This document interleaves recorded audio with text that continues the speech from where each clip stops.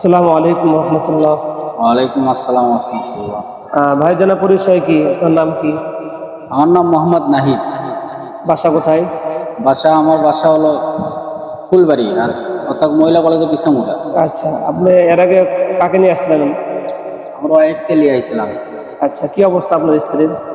যাই হোক, আলহামদুলিল্লাহ, আল্লাহ ভালো করছে।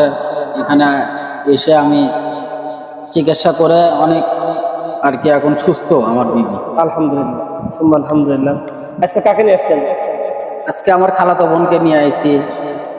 আমার বিবি যেহেতু ভালো হয়েছে, আমি ভালো পাইছি বিদে আমার খালাতো বোন নিয়ে আইছি। আলহামদুলিল্লাহ। সম্মানিত মুসলমান, এই ভাইজানের স্ত্রীর সমস্যা ছিল, জিনগত সমস্যা ছিল এবং জাদু ছিল। আমরা কোরআনের মাধ্যমে আমরা চিকিৎসা দিয়েছিলাম, আল্লাহ তিনি সুস্থ করছেন। আজকে ওনার খালাত বোনকে নিয়ে আসছেন। আমরা তার খালাত বোনের জন্য দোয়া করবো, আল্লাহ তাআলা যেন তাকে শেফায়ে কামিল আদিলা দান করে। সকলে বলে আমিন। আমিন। আসসালামু আলাইকুম ওয়া রাহমাতুল্লাহ।